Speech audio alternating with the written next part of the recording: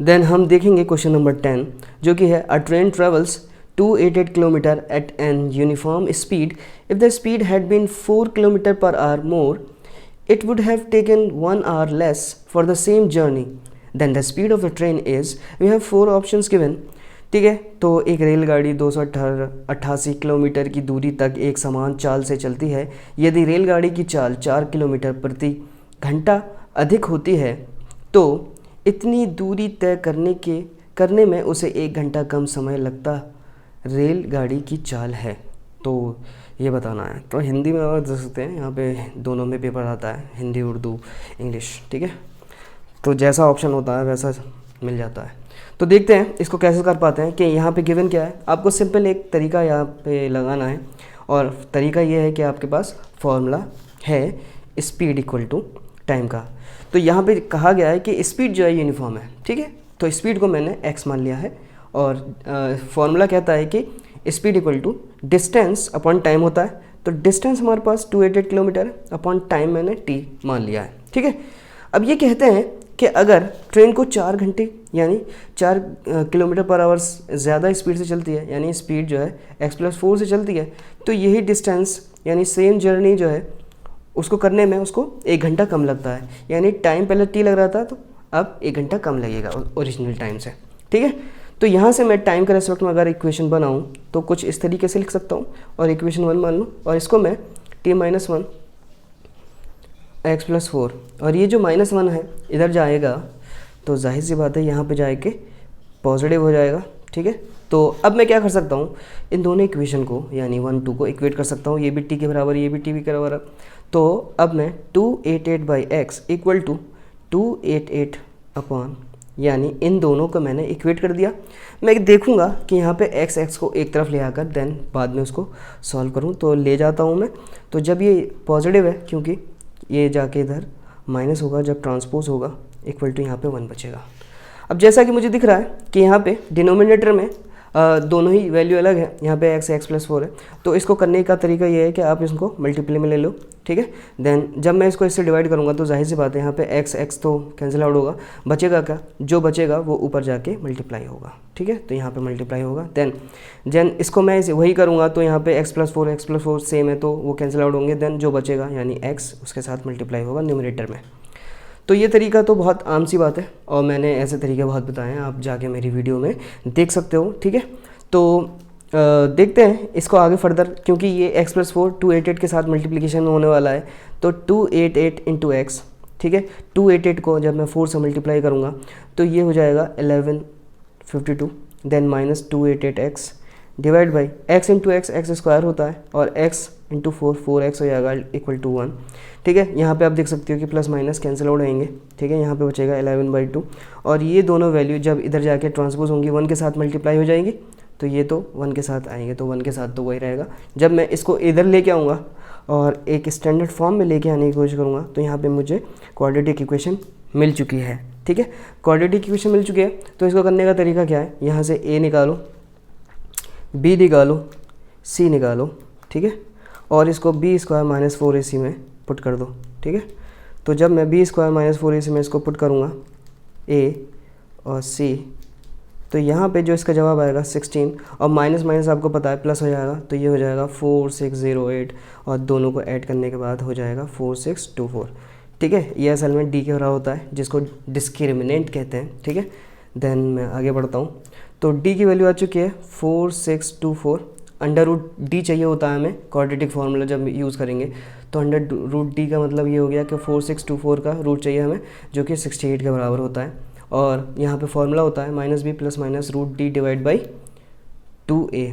तो देखिए यहाँ पे b की वैल्यू क्या है 4, तो यहाँ माइनस में लिखा जाएगा। √d मैं निकाल चुका हूँ, √d किसके बराबर है 68 के बराबर है। देन 2 इंटू a की वैल्यू 1 है यहाँ पर। तो अगर मैं माइनस लेता हूँ तो माइनस में तो स्पीड नहीं हो सकती, स्केलर क्वांटिटी है। ठीक है, तो मैं पॉजिटिव लूँगा यहाँ पे। जब मैं पॉजिटिव लूँगा तो माइनस और प्लस 68 डिवाइड बाई 2 होता है, तो ये हो जाएगा 64/2 equal to 32 which is the answer. तो इसका जो जवाब है 30 किलोमीटर पर आवर यानी ऑप्शन सी जो है वो इसका जवाब हो जाएगा। ठीक है, देन आगे बढ़ते हैं हम और देखते हैं कि क्वेश्चन नंबर, यहाँ तो जवाब नहीं है तो क्वेश्चन नंबर दूसरा स्टार्ट कर लेता हूँ मैं, ठीक है। तो 11, क्वेश्चन नंबर 11 हमें दिया गया है कि x plus 1/x equal to p है और x to the power 6 plus 1/x to the power 6 हमें बताना है कि ये किसके बराबर होगा, ठीक है। तो देख लेते हैं। तो मैं गिवन यहाँ पे लिख लेता हूँ 11 में x plus 1/x equal to p, ठीक है।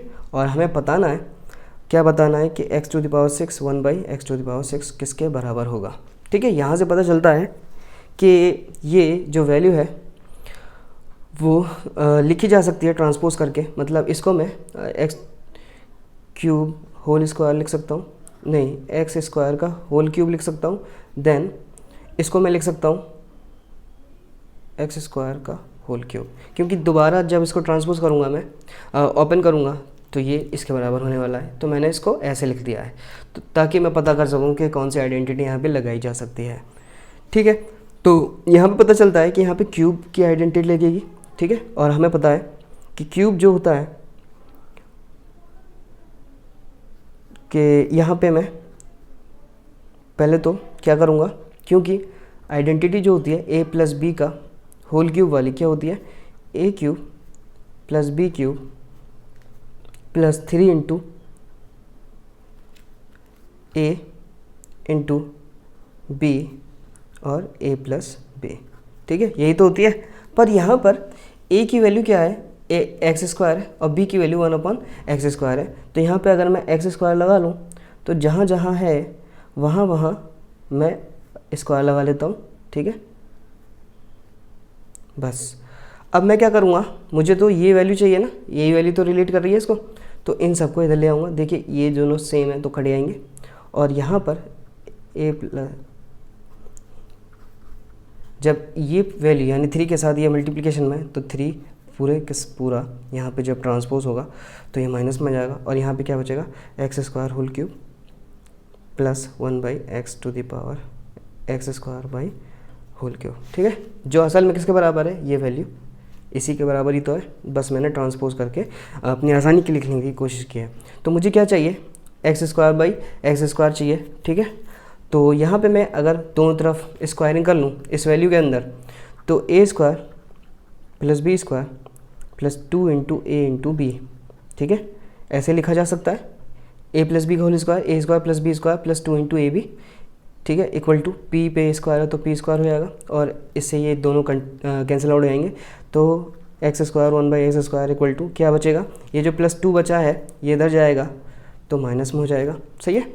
तो अब मैं देख सकता हूँ कि ये जो वैल्यू है वो किसके बराबर है, p स्क्वायर माइनस 2, यानी इसकी जगह पे मैं p स्क्वायर माइनस 2 लिख सकता हूँ माइनस 3 इंटू, और यहाँ पे मैं लिख सकता हूँ क्योंकि x square plus 1/x square किसके बराबर है, p स्क्वायर माइनस 2 के बराबर है, ठीक है। और ये मुझे पता करना है किसके बराबर होगा, क्योंकि यहाँ पे आप देख सकते हो कि इक्वेशन भी ऐसे ही बनी हुई है, ठीक है। अब हम देखते हैं कि यहाँ पे क्या कर सकते हैं। तो p a प्लस बी का होल a माइनस बी का होल क्यूब क्या होता है, a cube minus B cube minus 3 into a into B और a माइनस बी, ठीक है। a cube minus B cube minus 3ab a minus B, यही तो होता है a प्लस बी का होल क्यूब। और यहाँ पे मैं इसको ओपन कर दूँ तो 3 इंटू पी स्क्वायर तो 3p स्क्वायर हो जाएगा और माइनस माइनस प्लस होता है तो 3 2 6 हो जाएगा, इक्वल टू ये एज इट इज़ चलता रहेगा। यहाँ पे पावर है तो p टू द पावर 6 हो जाएगा और 2 का क्यूब होता है 8 और ये हो जाएगा 3 2 6, ठीक है। और यहाँ पे p स्क्वायर हो जाएगा p स्क्वायर माइनस 2 और 3p स्क्वायर माइनस 6, ठीक है। और यहाँ पे हम ये देखिए क्या होने वाला है, यहाँ पे ये प्लस का 6 है, ठीक है। तो यहाँ पे प्लस माइनस क्या हो जाएगा, माइनस का 2 बचेगा और 6p square into P square तो 6p टू द पावर 4 और माइनस माइनस प्लस हो जाएगा तो 6p 6 टू द 12 होता है ना, तो p square minus 3p square plus 6। तो ये 6 इसके साथ तो मैं कर चुका हूँ। अब मैं ओवरऑल क्या लाइक टर्म्स है, ये दोनों लाइक टर्म्स हैं तो यहाँ पे प्लस माइनस होने वाला है तो 6p टू द पावर 4, अब 12 में से 3 जाएंगे तो 9 बचेंगे और ये माइनस को 2 यहाँ पे बच जाएगा। अब मैं देखता हूँ कि इसकी कहानी किससे मैच करती है। तो p to the power 6 minus 6p to the power 4 plus ये क्योंकि 12 प्लस में था इसलिए यहाँ पे प्लस आएगा, ठीक है, प्लस p² - 2। तो ये जो ऑप्शन डी है इस क्वेश्चन का वही हमारा जवाब होगा, ठीक है। आई होप आपको समझ में आया होगा, तो स्क्रीनशॉट भी ले सकते हैं आप, ठीक है, फर्दर तैयारी करने के लिए। देन हम मूव करते हैं अगले क्वेश्चन पे। हमारा अगला क्वेश्चन जो है वो है क्वेश्चन नंबर 12। तो इसमें बताना है how many distinct real roots are possible for the equation, यानी ये इक्वेशन दी गई है और इसके कितने पॉसिबल रियल रूट्स हो सकते हैं। तो रियल रूट्स हमें बताना है, ठीक है। तो इसके लिए मैं यहीं पे इसको इस्तेमाल कर लेता हूँ, ठीक है, नहीं अलग कर लेता हूँ। क्वेश्चन नंबर 12, ठीक है। तो x⁻⁶ - 26 x³ - 27 = 0। अब यहाँ पे दिया गया है कि हमारे पास ये है, तो क्यों नाम है, यहाँ पे अगर सपोज़ कर लूँ a की वैल्यू x के बराबर मान लूँ, ठीक है, तो यहाँ पर ये x³ × x² ऐसे लिखा जा सकता है ना, -26 क्योंकि x³ है तो इसको तो a मान चुका हूँ मैं। तो यहाँ देखिए आप, यहाँ पे क्या कर सकता हूँ मैं, यहाँ x⁻⁶ को x³ का होल क्यूब लिख सकता हूँ, यानी x³ का अगर मैंने a मान लिया है तो ये a² हो जाएगा, यानी ये पूरा रिड्यूस हो जाएगा किस में, a² में, सही है। तो यहाँ पे मेरे पास वैल्यू जो आई है a² - 26 से 27। तो यहाँ पे क्या करूँगा, मैं इसको स्प्लिट करूँगा और a की वैल्यू देखूँगा क्या क्या हो सकती है। तो जैसा कि मैं 27 1 × 27 मल्टीप्लिकेशन में मुझे 27 चाहिए, ठीक है, और प्लस माइनस में मुझे 27 चाहिए। तो इसको लिख सकता हूँ 27, यानी 27 1 × 27 और 27 को a से माइनस करूँ, यानी 27 - 1 ये 26 हो जाएगा। तो इस तरीके से लिखा जा सकता है 26a को, यानी दोबारा इसको मैं दोबारा ऐसा करूँ तो लिख सकता हूँ, यानी स्प्लिट कर दिया मैंने 27 माइनस प्लस में। तो यहाँ पे मैं कॉमन कर सकता हूँ a और यहाँ बचेगा 27, और इन दोनों में जब कुछ भी कॉमन नहीं है तो यहाँ पे 1 कॉमन है, तो a - 27 एज इट इज़ रहेगा। अगेन a - 27 को अगर मैं कॉमन करूँ तो a + 1 बचेगा, ठीक है। और यहाँ से मैं बता सकता हूँ कि a की वैल्यू 27 आ चुकी है और a की वैल्यू -1 हो चुकी है, ठीक है। और मुझे पता है a की वैल्यू किसके बराबर है, a की वैल्यू जो मैंने x³ के बराबर मानी है, ठीक है। ऐसे यहाँ पे x³ = -1, और मुझे मालूम है 27 को 3 का क्यूब भी होता है, तो क्यूब से क्यूब कैंसिल आउट करके मैं बता सकता हूँ कि x की वैल्यू 3 हो गई है। और यहाँ से x, आप याद रखो हमेशा कि अगर मैं इसको ओपन करने की कोशिश करूँ तो minus into minus into minus into minus क्या होता है, minus minus plus plus minus minus, और 1 1 = 1 ही होता है, ठीक है। यानी अगर मैं इस पर क्यूब लगा दूँ तो जवाब तो -1 में ही आएगा, तो माइनस माइनस कैंसिल हो जाएगा और कितना आएगा, यानी इसके जो रियल रूट आ रहे हैं वो कितने आ रहे हैं, 2 आ रहे हैं, ठीक है, यानी 1 और 2। तो आप देख सकते हो कि यहाँ पर बी ऑप्शन जो है वो सही होगा, ठीक है, B option which is the right correct option. अब हम देखते हैं क्वेश्चन नंबर 13 में। तो क्वेश्चन नंबर 13 में बताया गया है कि 3 vertices of a parallelogram which are 3 4 3 8 9 8। हमें बताना है कि जो 4th वर्टेक्स है इस पैरेललोग्राम का उसके कोऑर्डिनेट क्या होंगे इनमें से। तो ऐसे सवाल बहुत सारे दिए गए हैं, कोऑर्डिनेट ज्योमेट्री आप देखोगे चैप्टर 7 क्लास 10th से। क्वेश्चन नंबर 13, तो एक पैरेललोग्राम अगर मैं बनाऊँ इस तरीके से, ठीक है, और इसको मैं सीक्वेंस में लिखने की कोशिश करूँगा ABCD, और मुझे पता है पैरेललोग्राम की खासियत आपको भी पता होनी चाहिए कि इसके डायगोनल जो हैं वो बाइसेक्ट करते हैं। बाइसेक्ट करने का मतलब क्या है कि O जो है वो AC का भी मिड पॉइंट हो जाएगा और BD का भी मिड पॉइंट होगा। तो मान लेता हूँ O के जो कोऑर्डिनेट है वो A, B है, ठीक है, और यहाँ पे बाकी के कोऑर्डिनेट दिए गए 3 4 सीक्वेंस में, ठीक है, 3 8 9 8। मुझे ये बताना है कि x, y यानी D के कोऑर्डिनेट क्या होंगे जो मुझसे पूछा गया है। तो पहले मैं क्या करूँगा, इस मिड पॉइंट के कोऑर्डिनेट पता करूँगा, और आपको पता है कि मिड पॉइंट के कोऑर्डिनेट पता करना कितना आसान है। तो x1 + x2 / 2, यानी ये हो जाएगा 6 हो जाएगा, यानी a की वैल्यू यहाँ पे 6 आ गई। देन b की वैल्यू भी निकाल सकता हूँ, ये जो b की वैल्यू है y1 + y2 / 2, ये भी b की वैल्यू यहाँ पे 6 आ चुकी है, यानी इसके जो कोऑर्डिनेट हैं ओके वो 6, 6 आ गए। अब मैं इसी कोऑर्डिनेट का इस्तेमाल करके एक्स और वाई निकाल सकता हूँ। ठीक है, अगेन मैं लिख सकता हूँ यहाँ पे a इक्वल टू, ठीक है, x1 x2 डिवाइड बाई 2, और a की वैल्यू तो हमारे पास 6 थी ना, और ये इसके साथ मल्टीप्लाई होगा। देन यहाँ पे मैं बता सकता हूँ कि x की वैल्यू क्या होने वाली है, यानी x की वैल्यू हो जाएगी 9, ठीक है। और b को मैं जब यहाँ पे रखूँगा जो कि y1 y2 डिवाइड बाई 2, तो p की वैल्यू क्या है 6 थी, और ये इसके साथ मल्टीप्लिकेशन में आएगा, और हमें पता है 6 और 12, और ये प्लस से माइनस में आ जाएगा, ठीक है, और y की वैल्यू हो जाएगी 4। यानी जो फोर्थ कोऑर्डिनेट है वो क्या हो जाएगा 9,4, विच इज़ द आंसर। यहाँ पे देख सकते हो आप, ऑप्शन सी जो है इसका सही जवाब होगा, ठीक है। तो इस तरीके से ये सवाल करना था। अब हम देखते हैं जो हमारा अगला यानी 14 जो क्वेश्चन है, क्वेश्चन नंबर 14। इसमें दिया गया है कि जो वर्टिसेस हैं ट्राइंगल के वो कुछ इस तरीके से दिए गए हैं। हमें बताना है कि the condition for which the centroid lies on x axis, यानी जो सेंट्रॉइड होगा उसकी कंडीशन ये है कि वो एक्स एक्सिस पर लाई कर रहा है, तो उसके कोऑर्डिनेट मतलब इसमें कौन सी कंडीशन उसको सेटिस्फाई करेगी। तो कुछ इक्वेशन हमें देखनी पड़ेगी, आपको याद रखना है, ठीक है। मैं यहाँ कर देता हूँ इसको क्वेश्चन नंबर 14 को, ठीक है। तो सेंट्रॉइड के जो एक्सिस होते हैं आपको याद होना चाहिए कि अगर ये एक्स एक्सिस पे लाई करता है, एक्स एक्सिस पे, इसका मतलब उस सेंट्रॉइड के जो कोऑर्डिनेट होंगे वो क्या हो जाएंगे। तो कोई भी लाइन, मान लो ये कोई लाइन थी और वो एक्स एक्सिस पे लाई कर रही है, तो यानी ना ऊपर ना नीचे, यानी यहाँ पे जो वाई कोऑर्डिनेट होने वाला है वो ज़ीरो हो जाएगा। यानी जो कोऑर्डिनेट होंगे, कोऑर्डिनेट इस हिसाब से किसके, सेंट्रॉइड के वो हो जाएंगे x, 0। और हमें पता है जो कोऑर्डिनेट निकाले जाते हैं सेंट्रॉइड के वो कुछ इस तरीके से फॉर्मूले में होते हैं, x1 + x2 + x3 divide by 3, और y coordinate y1 y2 y3 divide by 3।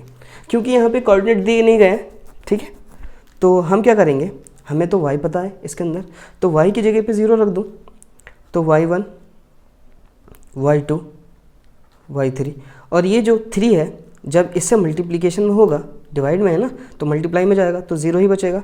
अब मैं देख लेता हूँ यहाँ पर y1 y2 y क्या होगा, तो देखिए y1 y2 y3, यही तो कोऑर्डिनेट है ट्राइंगल्स के।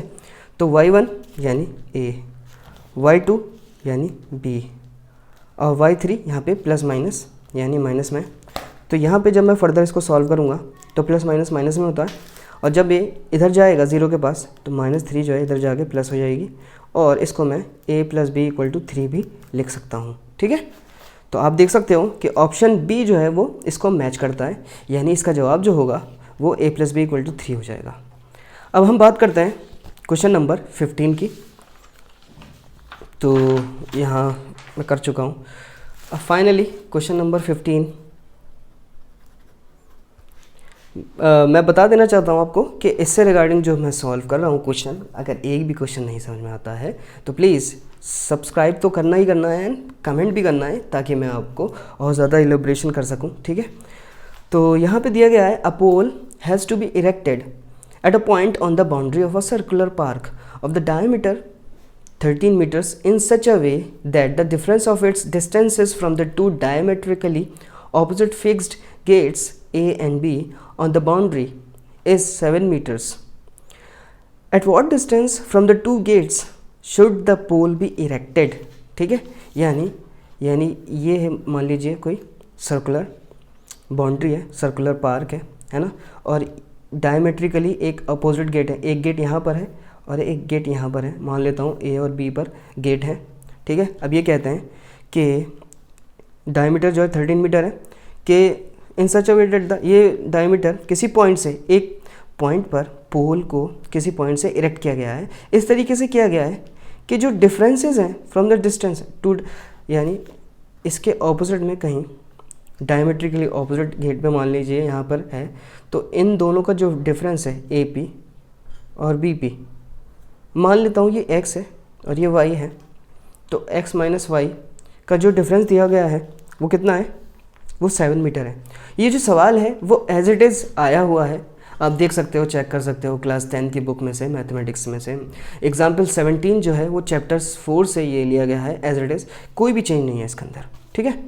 तो वो कितना है, यहाँ पे डिफरेंस दिया हुआ है कि ये 7 मीटर का डिफरेंस है, इसको मैं यहीं पे सपोज कर लेता हूँ। ठीक है, अब चूंकि ये जो है 13 डायमीटर्स का दिया हुआ है, तो आपको याद रखना चाहिए कि डायमीटर जो है सर्कल को 2 इक्वल पार्ट्स में डिवाइड कर देता है, यानी ये सेमी सर्कल, ये सेमी सर्कल। और आपको ये भी मालूम होना चाहिए कि सेमी सर्कल के अंदर जो एंगल होता है वो 90 डिग्री का होता है, यानी ये राइट एंगल ट्राइंगल बन गया। तो यहाँ पे पाइथागोरस थ्योरम लगाई जा सकती है।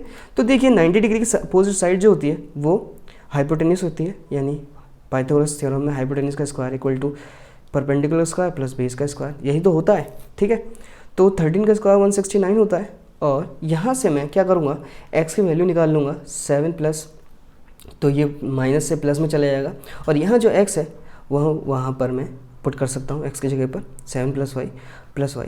और आप देख सकते हो कि यहाँ पे a प्लस बी का होल स्क्वायर क्या होता है, a स्क्वायर यानी 49 साइन से 49 plus B square plus 2 into A into B plus Y square. ठीक है, तो 49 और वाई स्क्वायर 2y स्क्वायर होता है, और ये हो जाएगा 49y 7 to 14y। ठीक है, जब मैं 49 को इधर लेके जाऊँगा 169 में से माइनस हो जाएगा ये 2y स्क्वायर प्लस 14y। ठीक है, और यहाँ पे बचेगा कितना 120 equal to 2y square plus 14y।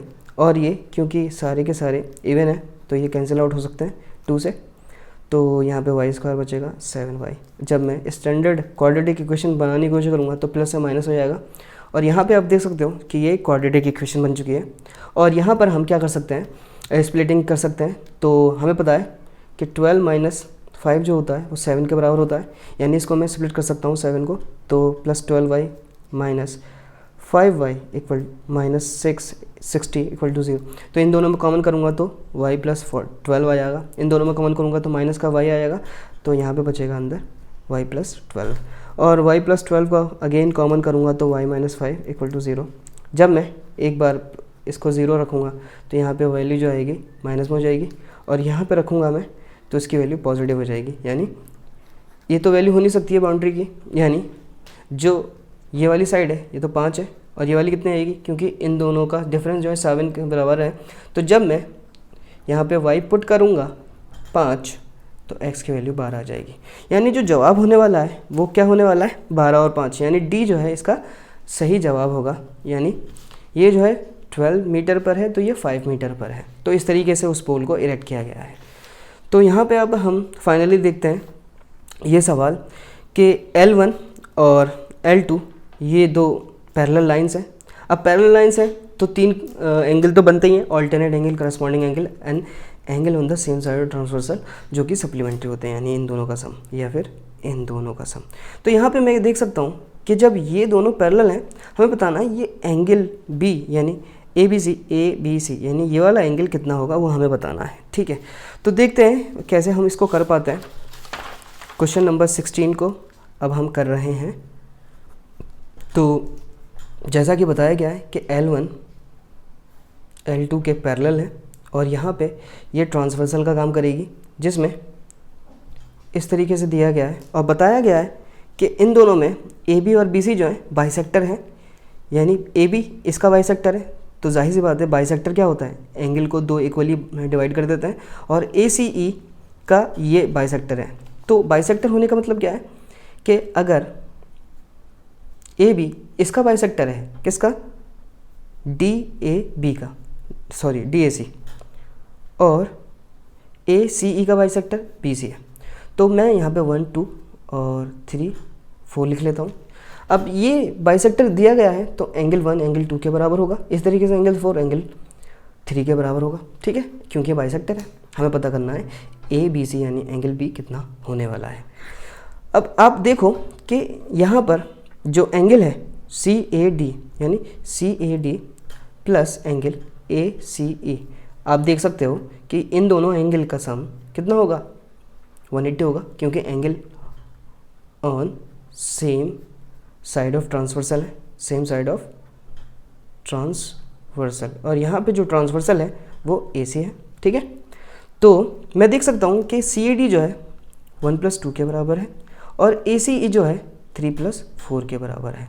ठीक है, मैं क्या चाहता हूँ ए बी सी को पता करने के लिए इस वाले ट्राइंगल ए बी सी के अंदर एंगल सम प्रॉपर्टी लगाऊंगा, और इस ट्राइंगल के अंदर 2 और 3 चाहिए मुझे।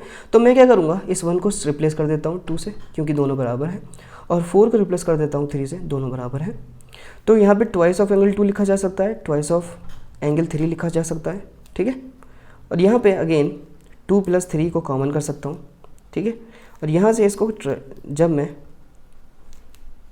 डिवाइड में ले जाऊँ तो यहाँ पे 90 बचेगा, ठीक है। अब फाइनली मैं इसका इस्तेमाल करके by angle sum property of triangle A B C, तो इसमें देख सकता हूँ कि angle 2 + angle 3 + angle A B C equal to 180 हो जाएगा, और ये दोनों तो 90 के बराबर है, ठीक है। और हमें पता है कि 180 में से अब ये 90 माइनस होगा, तो जाहिर सी बात है क्या आएगा, जवाब 90 ही आएगा। यानी इसका जो जवाब होने वाला है वो कितना हो जाएगा, वो हो जाएगा 90, विच इज़ द करेक्ट आंसर।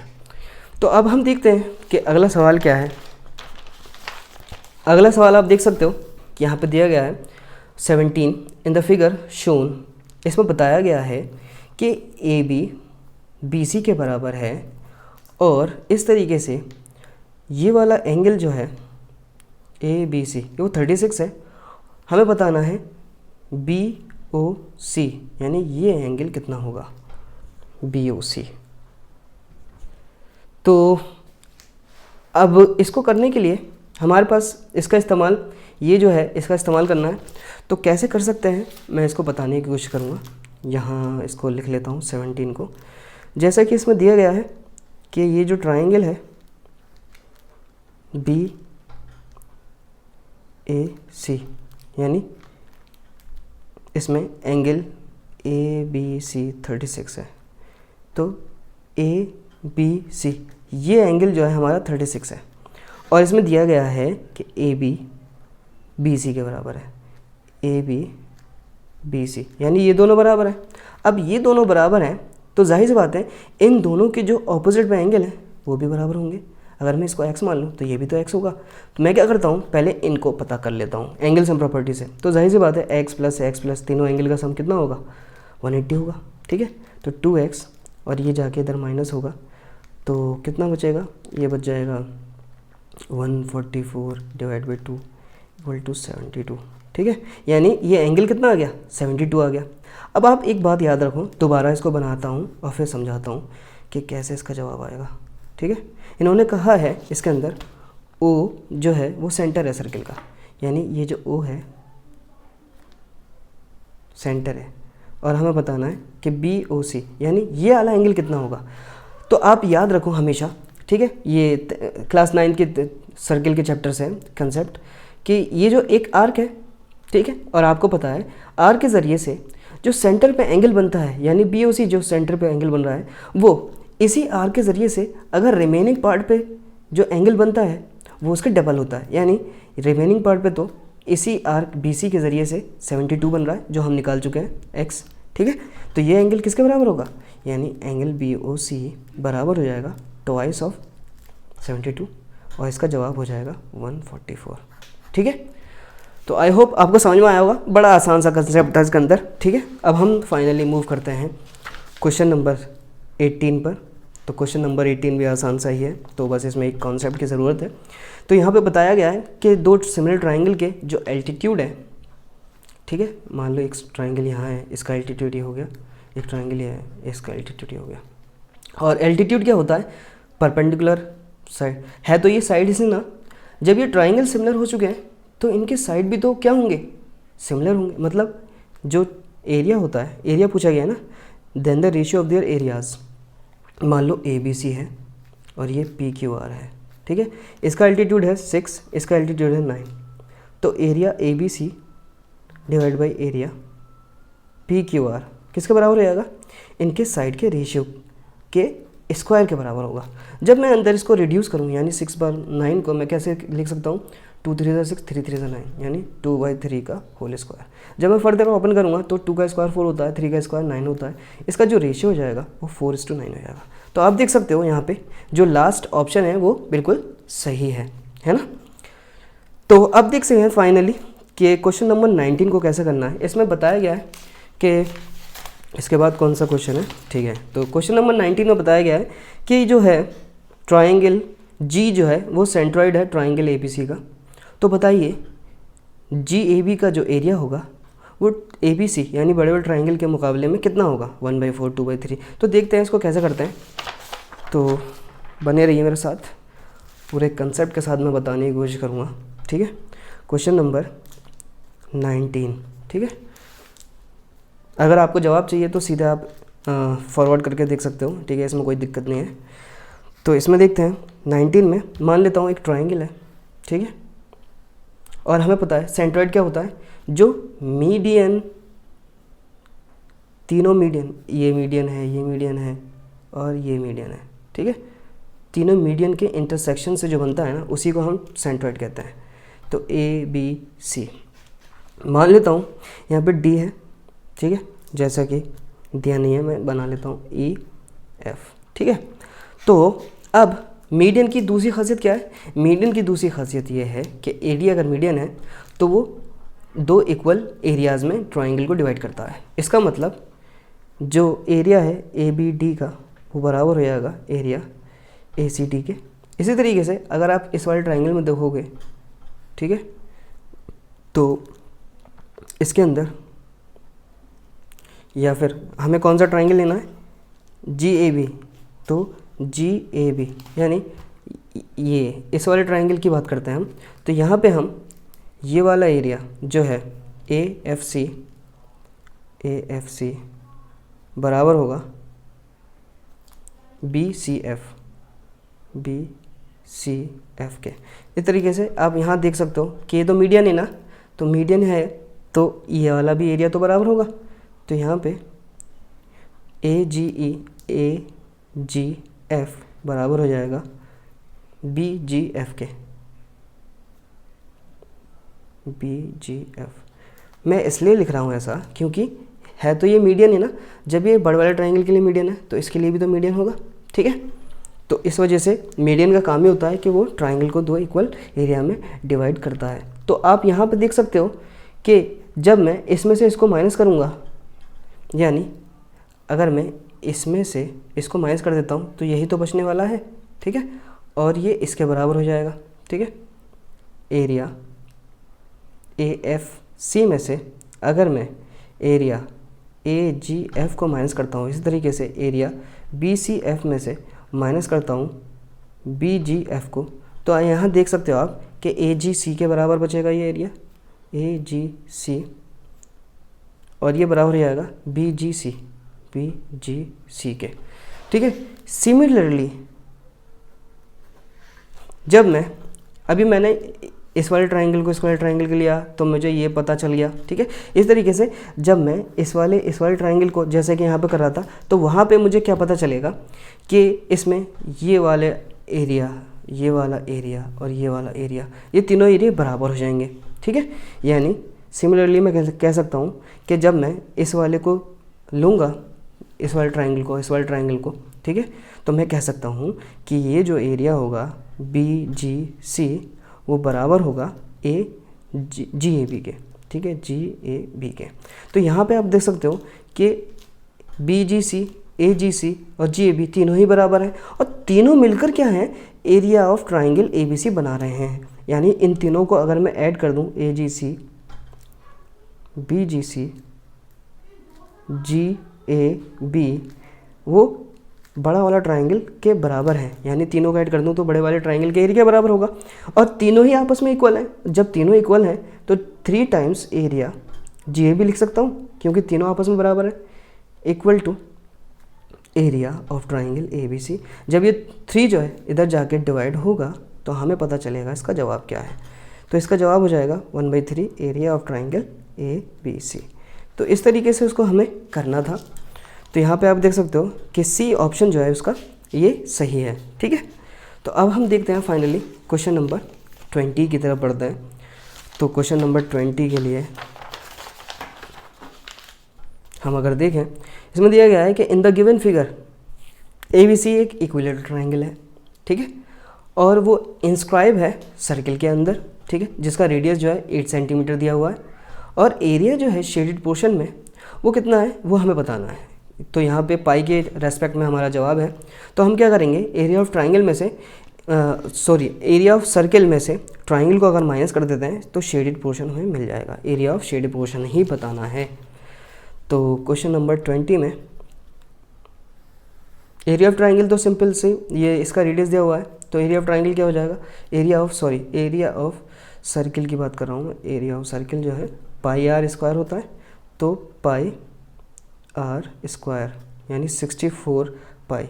तो इसमें से हमें क्या चाहिए, ट्राइंगल चाहिए। तो ये आप देख सकते हो, ये सेंटर ओ है, ठीक है, और ये इक्विलेटरल ट्राइंगल है, और इक्विलेटरल ट्राइंगल के अंदर हर एक एंगल 60 डिग्री का होता है, ये तो आपको पता ही होगा, ठीक है। तो मैं क्या कर सकता हूँ, मुझे चाहिए इसका, क्योंकि एरिया ऑफ इक्विलेटरल ट्राइंगल क्या होता है, एरिया ऑफ इक्विलेटरल ट्राइंगल का फॉर्मूला होता है √3/4 इंटू साइड स्क्वायर। तो अगर मुझे साइड मिल जाए किसी तरीके से तो मैं एरिया ऑफ ट्राइंगल यानी इक्विलेटरल ट्राइंगल निकाल सकता हूँ। तो साइड निकालने के लिए मुझे इस रेडियस का इस्तेमाल करना होगा, ठीक है। तो इस रेडियस का इस्तेमाल करूँगा अगर मैं, तो इसको थोड़ा सा बड़ा कर लेता हूँ ताकि आसानी से आप समझ सको, ठीक है। तो ये मैंने एक परपेंडिकुलर ले लिया। जब मैं इसको कॉन्ग्रुएंट करूँगा इन दोनों ट्राइंगल को, मान लो ABC और D, तो ये बाई CPCT BD DC के बराबर आएगा, ठीक है।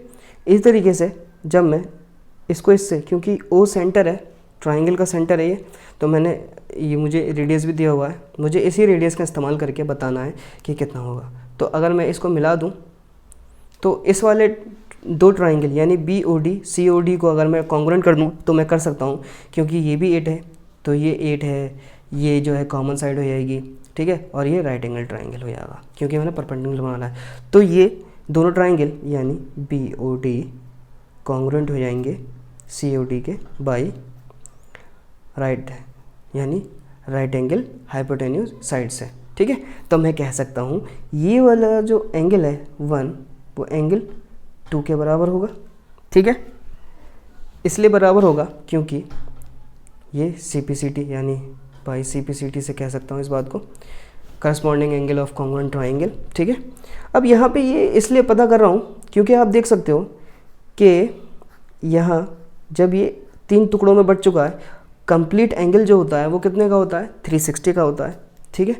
तो ये वाला जो एंगल होगा वो 120 के बराबर होगा, सिर्फ ये वाला एंगल यानी ये दोनों एंगल BOC 120 के बराबर होगा। तो एंगल 1 कितना आ जाएगा, 60 डिग्री आएगा, जाहिर सी बात है, यानी एंगल 1 एंगल 2 वो होगा 120 के बराबर। और जब एंगल 1 एंगल 2 दोनों बराबर हैं तो इसको रिप्लेस करके मैं बता सकता हूँ कि ट्वाइस ऑफ एंगल 1 120 और इक्वल टू 60, यानी जब ये इससे डिवाइड होगा तो जाहिर सी बात है ये कितना एंगल आने वाला है, 60। अब इसी 60 का इस्तेमाल करके मैं BD की वैल्यू बताऊँगा, ठीक है। तो ये क्या दिख रहा है, थीटा के सामने हमेशा याद रखो जब ये 60 डिग्री आ चुका है तो थीटा के सामने वाली साइड परपेंडिकुलर होती है, तो परपेंडिकुलर, और इसका इस्तेमाल करना है मुझे हाइपोटेन्यूज का। तो परपेंडिकुलर अपन हाइपोटेन्यूज आपको पता है कि साइन थीटा होता है, और थीटा कितना है, 60 डिग्री है, और साइन 60 की वैल्यू होती है √3/2, ठीक है, P/8। तो P के साथ यानी जो परपेंडिकुलर आने वाला है तो ये मल्टीप्लाई में चला जाएगा, ये आ गया 4√3, ठीक है, यानी ये वैल्यू हो गई 4√3। अब जब BD की वैल्यू आ चुकी है तो DC भी तो इसके बराबर होगा, क्योंकि जब ये दोनों ट्राइंगल कॉन्ग्रुएंट है तो BD DC के बराबर है। और BC कितना हो गया, इन दोनों को प्लस कर दो, तो 4 + 4 8 √3, ठीक है। अब फाइनली मैं एरिया ऑफ इक्विलेटरल ट्राइंगल निकाल सकता हूँ, तो √3/4 इज़ द ये फॉर्मूला था, और साइड आ चुकी है साइड 8√3।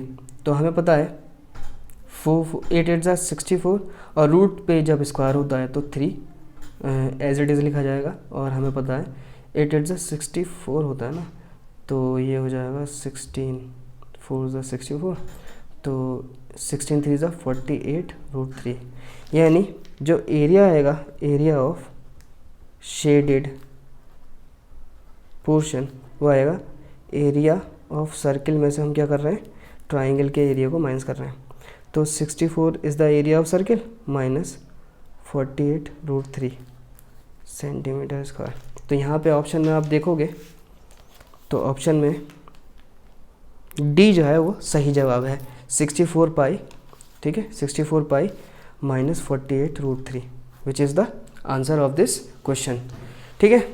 अब हम बढ़ते हैं क्वेश्चन आगे क्वेश्चन की तरफ, ठीक है। तो क्वेश्चन नंबर 20 हमें बताना है कि water flows in a tank of dimensions 150 metre into 100 meter at the base through a rectangular pipe whose cross section is 2 decimeter into 1.5 decimeter at the speed of 15 km per hour.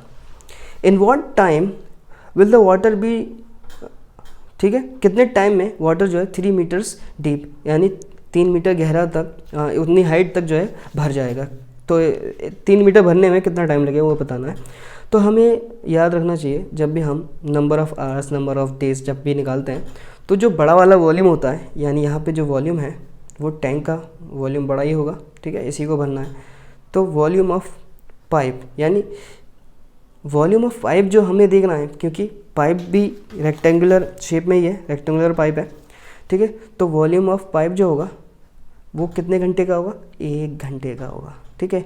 तो 1 घंटे में कितना time लगता है उसको हम total volume से divide कर देंगे अगर टैंक के, तो हमें पता चल जाएगा। पर यहाँ पे क्या मसला ये है कि यहाँ डेसीमीटर में दिया हुआ है, आपको पता होना चाहिए कि 1 डेसीमीटर 10 सेंटीमीटर के बराबर होता है। तो मैं क्या करूँगा, सबको सेंटीमीटर में कन्वर्ट कर दूँगा, ठीक है।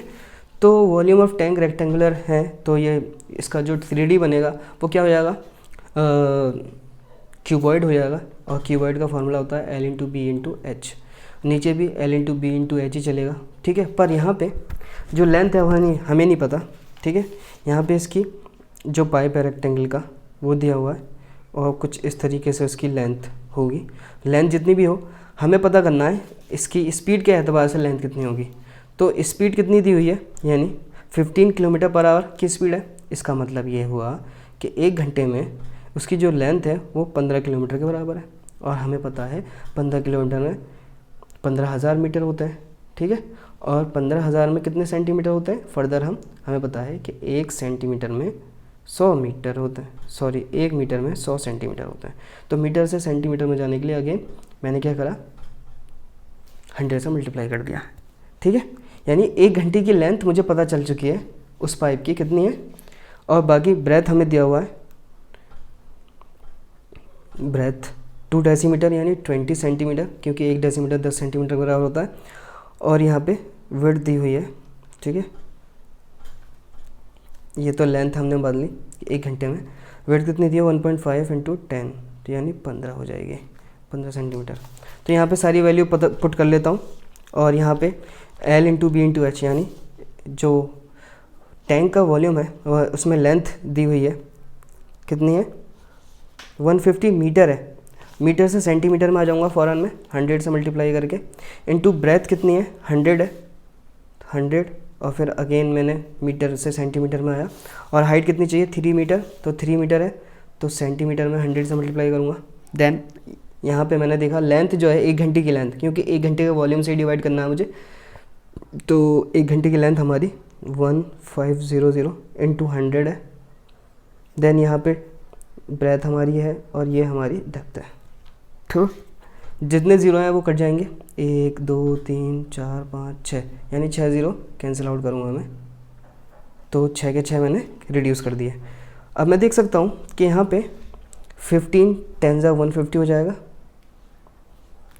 और यहाँ पे 2 5 × 10 होता है, और 3 5 × 15 होता है, और 3 1 × 3 होता है। यहाँ पे सिर्फ 100 बचने वाला है, यानी इस टैंक को भरने में 3 मीटर हाइट तक कितने घंटे लगेंगे, 100 घंटे लगेंगे। तो यहाँ पे 100 इज़ द आंसर है, विच इज़ द ऑप्शन डी, ठीक है। अब हम आगे बढ़ते हैं। क्वेश्चन 21 हमें दिया हुआ है, बड़ा आसान सा सवाल है। तो इसमें बताना है कि वर्टिकल और हॉरिजॉन्टल क्रॉस सेक्शन जो हैं राइट कोन के वो हमेशा कैसे होंगे वो बताना है। तो आपको 3D विजुअलाइजेशन करना है थोड़ा सा, ठीक है। हमें पता है जो कैप होता है, बर्थडे कैप तो हर किसी ने देखा ही होगा, ठीक है। तो कुछ इस शेप में होता है, या आइसक्रीम जो होती है कोन वाली, ठीक है। जब उसको आप सामने से उसकी फ़ोटो लोगे ना और उसको इमेजिन करोगे, इसका वर्टिकल सेक्शन जब काटोगे यानी सामने से देखोगे ऐसे, तो ये कुछ इस शेप में नज़र आएगा, ठीक है, वर्टिकल सेक्शन। यानी जो वर्टिकल सेक्शन होगा, वर्टिकल, वो ट्राइंगल जैसा होगा, ठीक है। और जब बर्थडे कैप को जब ऐसे घुमा के देखोगे ना आप 3D में, तो वो ऐसा गोल नज़र आएगा, यानी हॉरिजॉन्टली जब उसको देखेंगे, हॉरिजॉन्टली, ठीक है, तो हॉरिजॉन्टल जो शेप होगा वो कैसा होगा, यहाँ पे हमें सर्किल ही तो नज़र आ रहा है, तो इसका जवाब क्या हो जाएगा, जो वर्टिकल होगा वो ट्राइंगल, और जो हॉरिजॉन्टल क्रॉस सेक्शन होगा वो सर्किल। तो बी इसका आंसर हो जाएगा, ठीक है। अब हम देखते हैं क्वेश्चन नंबर 20, ठीक है, 22, तो क्वेश्चन नंबर 23। तो फाइनली हमें बताना है कि इसमें दिया गया है कि A B C D is a cyclic quadrilateral, जिसके अंदर ए सी जो है बी डी के बराबर है, ठीक है। और ये इसके बराबर नहीं है, ए सी बी डी जो डायगनल्स हैं उस साइक्लिक क्वाड्रिलेटरल के, और डी बी सी इतना दिया हुआ है, बी ए सी दिया हुआ है, देन बताइए बी सी डी किसके बराबर होगा। तो इसको समझने की कोशिश करते हैं। क्वाड्रिलेटरल क्या होता है, साइक्लिक क्वाड्रिलेटरल वो होता है जिसके सारे वर्टिसेस जो होती हैं सर्किल के बाउंड्री पर टच करती हैं, ठीक है।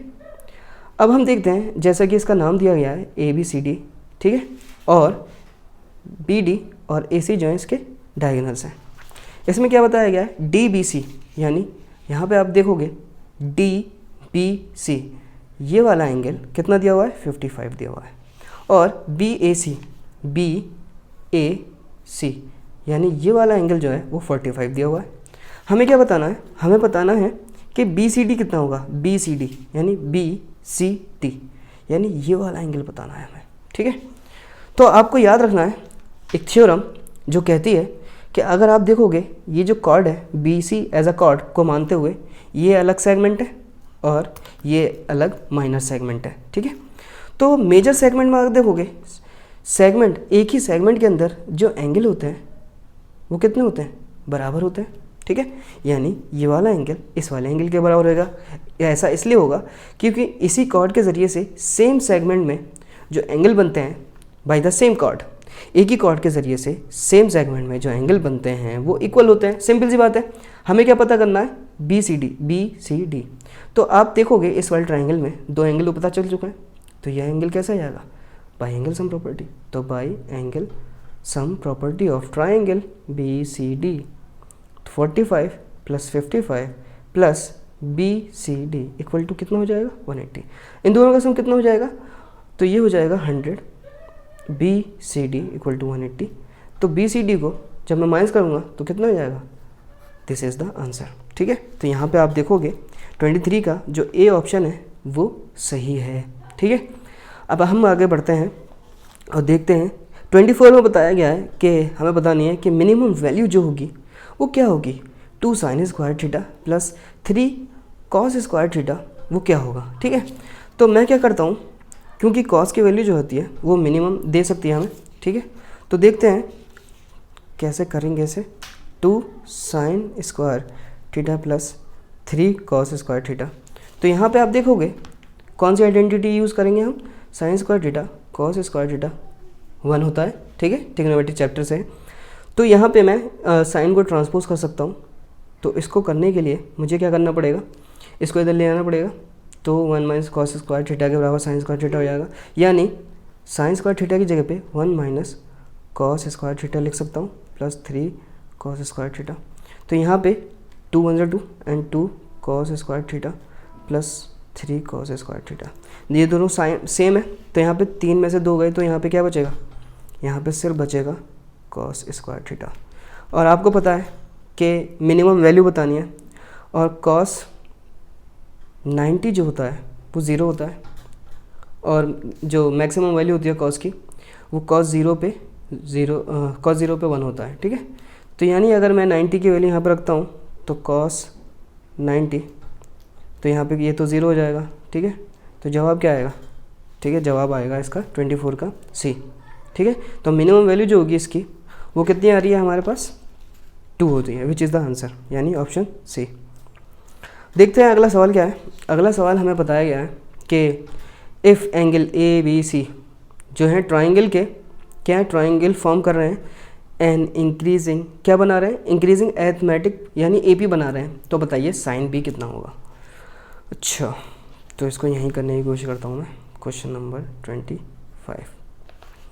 तो क्वेश्चन नंबर 25 में हम देख सकते हैं कि ये एपी बना रहे हैं, तो जाहिर सी बात है एपी बना रहे हैं तो इस तरीके से लिखा जा सकता है। और हमें पता है कि एपी में जो कॉमन डिफरेंस होता है वो दिस माइनस दिस यानी B minus A equal to C minus B.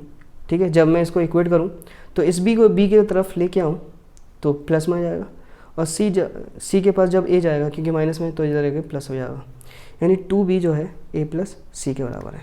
इसके अलावा इन्होंने कहा है कि ये ट्राइंगल के ही एंगल्स हैं, इसका मतलब a प्लस बी प्लस सी 180 के बराबर ही तो होगा। ठीक है, तो मैं क्या करूँगा, ये जो a और c है इसके जगह पे क्या लिख दूँ मैं, यानी इसी ट्राइंगल के अंदर यानी a plus B plus C equal to 180, और a प्लस सी को अगर मैं, क्योंकि a प्लस सी किसका बराबर है 2b के बराबर है प्लस b, तो ये हो जाएगा 3b इक्वल टू 180। जब इसको इसे रिड्यूस करूँगा तो यहाँ पे b की वैल्यू क्या आएगी 60। हमें बताना है साइन b क्या होगा। अब b की वैल्यू 60 आ चुकी है तो b की वैल्यू साइन 60 यानी साइन 60 की वैल्यू होती है √3/2। ठीक है, तो यहाँ पे आप देख सकते हो कि 25 में √3/2 इज़ द आंसर, जो कि बी ऑप्शन है इसमें। अब हम देखते हैं क्वेश्चन नंबर 26। बस हमारे 4 क्वेश्चन बचे हैं। ठीक है, देखते हैं क्वेश्चन नंबर 26 कैसा होगा। तो क्वेश्चन नंबर 26 में हमें बताया कि ये aeroplane 3000 metre high passes vertically above another aeroplane at an instant when their angle of elevation at the same observation point are 60 degree and 45 degree। ठीक है, तो बताओ जो डिस्टेंस है बिटवीन द एरोप्लेन वो कितना होगा। इसका कहने का मतलब ये है कि जो एरोप्लेन था, जैसे अगर आप देखोगे तो हॉरिजॉन्टली वो जा रहा होगा इस तरीके से, मगर वो ग्राउंड से कितना ऊपर है 3000 मीटर ऊपर फ्लाई कर रहा है ये। और यहाँ पे बताया गया है कि ये जो एरोप्लेन है वो वर्टिकली यानी ऊपर ही ऊपर पास कर जाता है। मान लो एक और एरोप्लेन ऐसे जा रहा होगा और ये एरोप्लेन मान लो ये ए पोजीशन पे है, ये बी पोजीशन पे होगा, तो इसके जस्ट वर्टिकली ऑपोजिट मतलब वर्टिकली अबव है, इसके ऊपर से पास कर जाता है। ठीक है, और उस वक्त जो फिक्स पॉइंट से कह रहे हैं फ्रॉम सेम ऑब्जर्वेशन पॉइंट से जो थीटा बनता है तो वो कितना बन रहा है वो यहाँ पे बताया हुआ है। ठीक है, यानी ए के साथ जो थीटा बन रहा है वो 60 डिग्री है और बी के साथ जो एंगल बन रहा है वो 45 है। यानी इस ऑब्जर्वेशन पॉइंट को मान लेता हूँ मैं P, और यहाँ इसकी जो हाइट है ग्राउंड से G। तो हमें पता है AG यहाँ पे पता चलता है कि 300 मीटर है, 3000 मीटर सॉरी। तो अगर मैं BG को x मान लूँ, ठीक है, और मैं इस वाले ट्राइंगल की बात करूँ, किस वाले, इन ट्राइंगल PBG, तो अगर मैं क्योंकि PBG के अंदर 45 लग रहा है और tan 45 लगाऊँ तो देखिए परपेंडिकुलर, क्योंकि थीटा के सामने वाली साइड परपेंडिकुलर होती है, ठीक है, अपॉन PG। तो tan 45 हमारा 1 होता है, BG इक्वल टू PG। ठीक है, तो PG इक्वल टू BG हो जाएगा जो कि x, यानी x ही तो माना है। अब देखता हूँ मैं बड़े वाले ट्राइंगल के अंदर, यानी इन ट्राइंगल PAG, इसके अंदर अगर मैं tan 60 लगाऊँ, क्योंकि tan 60 ही बन रहा है इस वाले ट्राइंगल में, जो कि परपेंडिकुलर अपॉन बेस के बराबर होगा। ठीक है, तो tan 60 जो है वो हमारा कितना होता है √3 के बराबर होता है, और AG की वैल्यू जो है वो 3000 है। ठीक है, PG कितना हो जाएगा, PG की वैल्यू तो x है। ठीक है, तो जब ये x इधर जाएगा तो इस तरीके से लिखा जा सकता है, और यहाँ से √3 जब ट्रांसपोज होगा तो ये चला जाएगा और इसको रैशनलाइज कर सकते हैं हम।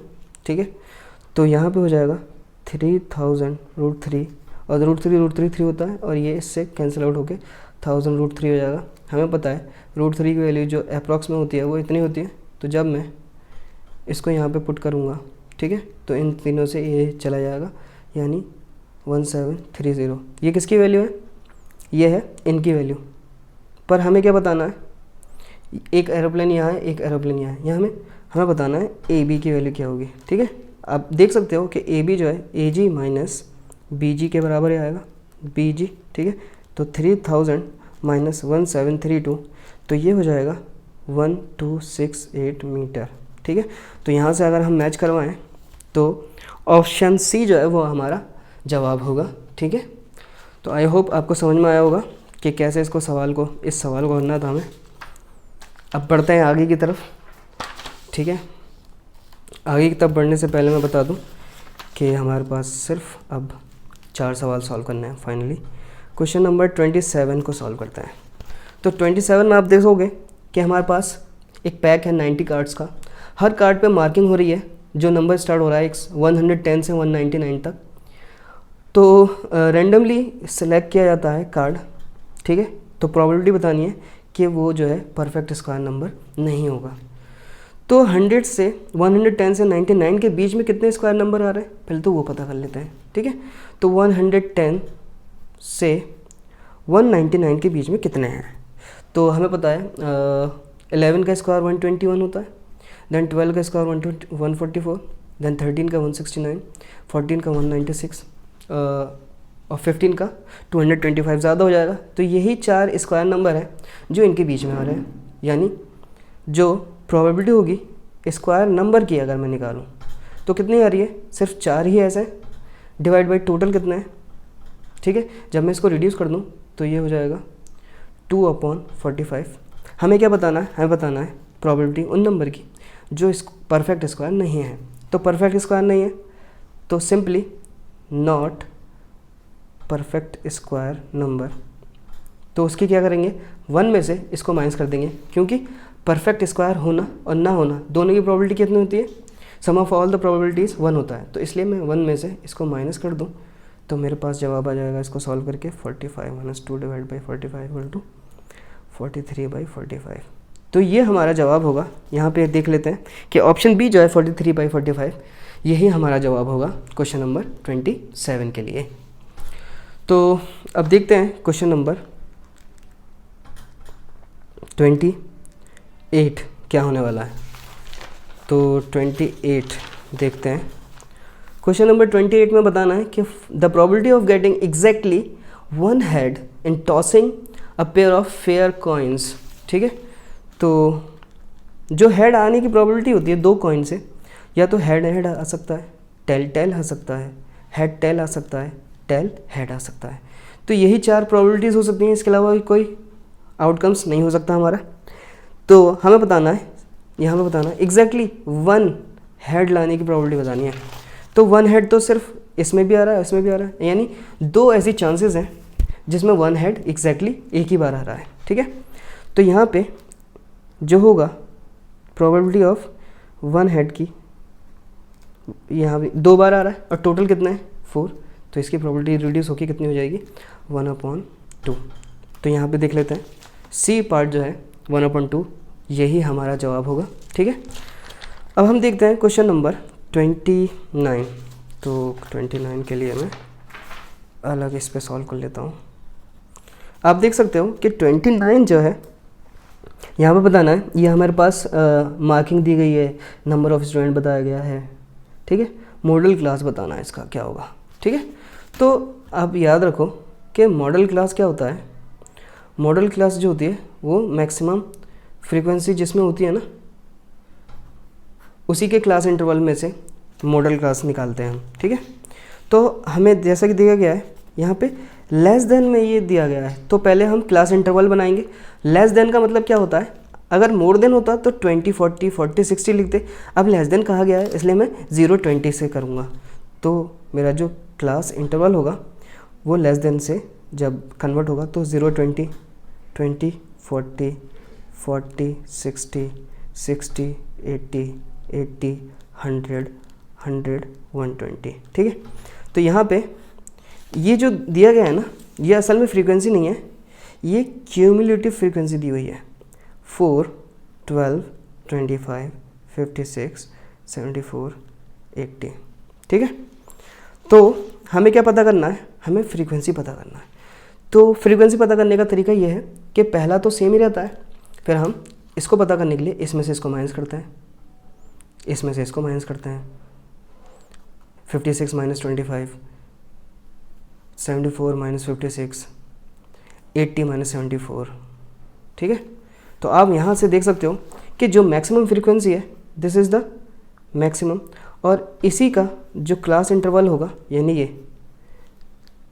तो मॉडल क्लास क्या हो जाएगा इसमें, मॉडल क्लास हो जाएगा 60, 80, यानी इसमें जो ऑप्शन सी है यही हमारा जवाब होगा 60 to 80, ठीक है। यही हमारा मॉडल क्लास है क्योंकि फ्रीक्वेंसी इसमें सबसे ज़्यादा इसी की है, ठीक है।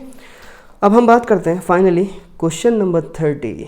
तो बहुत रिडल टाइप का क्वेश्चन है ये, ठीक है। एक आध क्वेश्चन तो आ ही जाता है।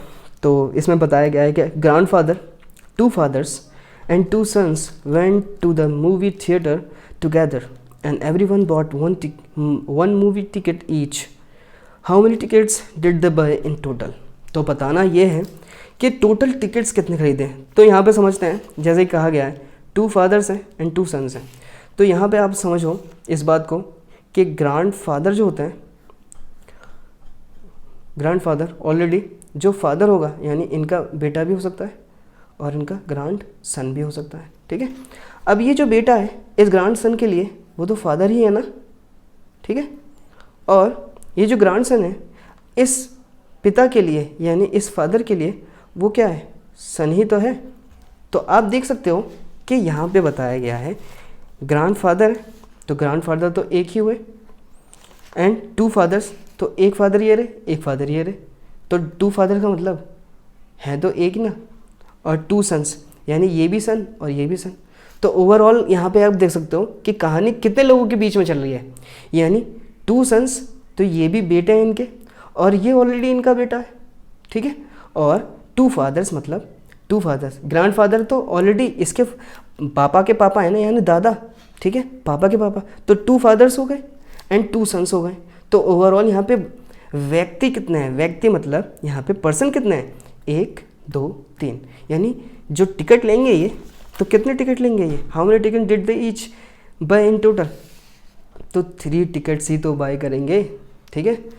आई होप आपको मेरी बातें समझ में आई होंगी, ठीक है, और मैं चाहता हूँ कि आप मेरे वीडियो को सब्सक्राइब, मेरे इस चैनल को सब्सक्राइब करें और बने रहें मेरे चैनल के साथ, क्योंकि आने वाले वक्त में मैं और भी सवालों को लेकर आने वाला हूँ, ठीक है, जिसमें मैं कोशिश करूँगा कि जो एकेडमिक लेवल पे है उसको मैं पूरा सही से समझाने की कोशिश करूँ, और मैं ये भी कोशिश करूँगा कि और भी जो एंट्रेंस के कम से कम 10 साल के सवाल हैं उसको मैं सॉल्व करता चलूँ, ठीक है।